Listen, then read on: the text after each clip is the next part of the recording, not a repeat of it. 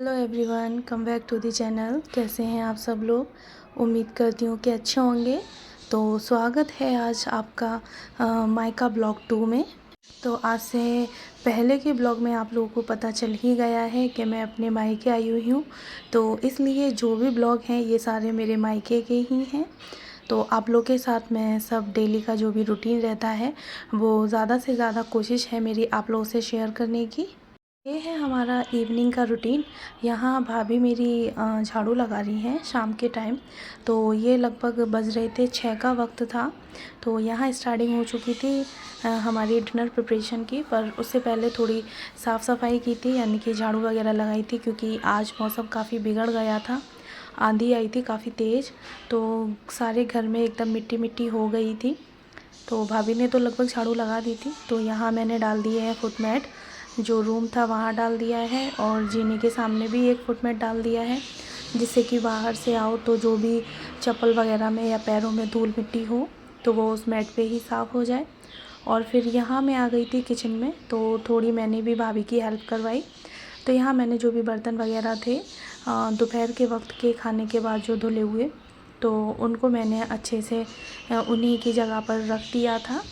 और उसके बाद फिर प्रिपरेशन की थी सब्ज़ी वगैरह बनाने की। तो यहाँ बर्तन वगैरह लगाने के बाद गंदे जो भी बर्तन थे, 2-4 ही थे, ज़्यादा नहीं थे, तो उनको मैंने सिंक में इकट्ठा कर दिया था। और यहाँ फिर मैं करने लगी थी आलूओं को, यानी कि छीलने लगी थी। और आलू को मैं छील रही थी, भाभी मसाले वगैरह की प्रिपरेशन कर रही थी। तो हम दोनों लोगों ने ही मिलके काम कर लिया था घर का सारा। ऐसा होता है कि अगर घर में 2 लोग हैं या 4 लोग हैं तो सबको मिलकर ही काम करना चाहिए। किसी एक ही पर्सन पर घर का सारा काम डाल देना ठीक नहीं रहता है। तो ये हो रही थी हमारी डिनर की प्रिपरेशन, और दोनों ही लोग काम भी करते जा रहे थे, साथ के साथ बातें भी करते जा रहे थे। मम्मी मेरी बैठी हुई थी, ओपन किचन है हमारी, तो वहीं पर काम वगैरह भी हो जाता है साथ के साथ, और जो सामने बैठा होता है उससे बातें वगैरह भी होती रहती हैं। तो हम तीनों ही लोग आपस में बातें भी करते जा रहे थे, और मैं और भाभी काम कर रहे थे। तो आपको तो मैंने बताया ही है अपने पहले ब्लॉग में कि मम्मा के मेरे पैर में चोट आई है काफ़ी। उनकी पैर की 5 उंगलियां लगभग टूट गई थी, तो उनके प्लास्टर वगैरह चढ़ा हुआ है। तो मम्मा मेरी बैठी ही रहती हैं, हल्का फुल्का बस थोड़ा वॉक करती हैं वो। तो अभी डॉक्टर ने उन्हें बेड रेस्ट ही बोला है, चलने को मना किया है। तो इसलिए मम्मा मेरी कुछ नहीं काम वगैरह कर पाती हैं, लेकिन फिर भी जितना होता है उतना वो देख ही लेती हैं। और यहाँ मैंने आलू वगैरह अपने छील लिए थे, तो छीलने के बाद मैंने धो के पानी डाल के रख दिया था। उसके बाद भाभी स्टार्ट करने लगी थी सब्ज़ी बनाने की।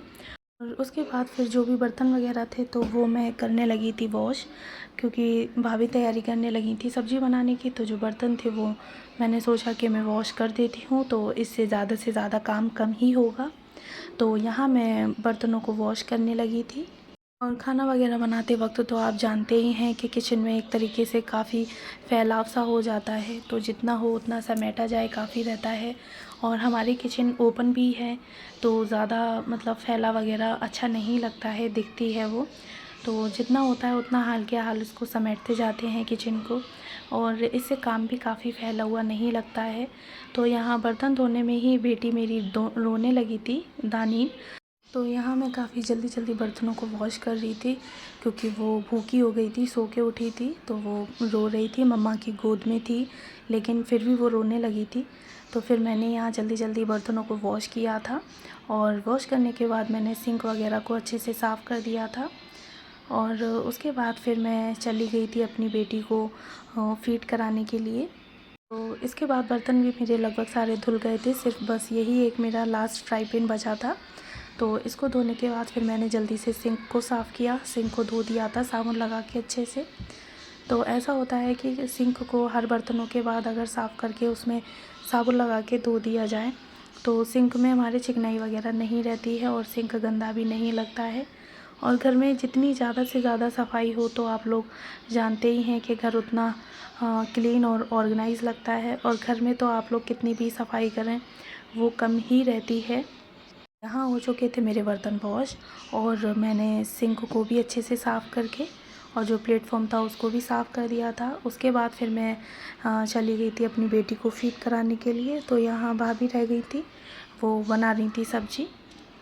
तो डिनर में रखा था बहुत ही सिंपल सा खाना, आलू के चिप्स वगैरह बनाए थे आज। तो बस वो भाभी सब्ज़ी वगैरह बनाने लगी थी और मैंने अपनी बेटी को फीड वगैरह कराया। उसके बाद फिर वो काफ़ी इंजॉय कर रही थी, यानी कि खेल रही थी वो गोद में लेटी लेटी मेरे। भाभी मेरी बहुत ही ज़्यादा शाय हैं, उनको कैमरे के सामने आते ही काफ़ी शर्म आती है। तो वो अपना पल्लू गिरा के रखती हैं, थोड़ा कहती हैं कि मुझे शर्म आती है कैमरे के सामने आने में। तो यहाँ जब मैं उनकी वीडियो ले रही थी तो वो पहले ही बोल चुकी थी कि मुझे मत लेना, मुझे बहुत शर्म आती है। तो इसलिए फिर मैंने ज़्यादा से ज़्यादा कोशिश की थी कि जो बन रहा है सिर्फ मैं उसी की ही वीडियो लूँ। तो ये देखें, बेटी को फीड कराने के बाद वो कितना एंजॉय कर रही थी, खेल रही थी काफ़ी और बातों के मूड में थी वो बहुत ज़्यादा।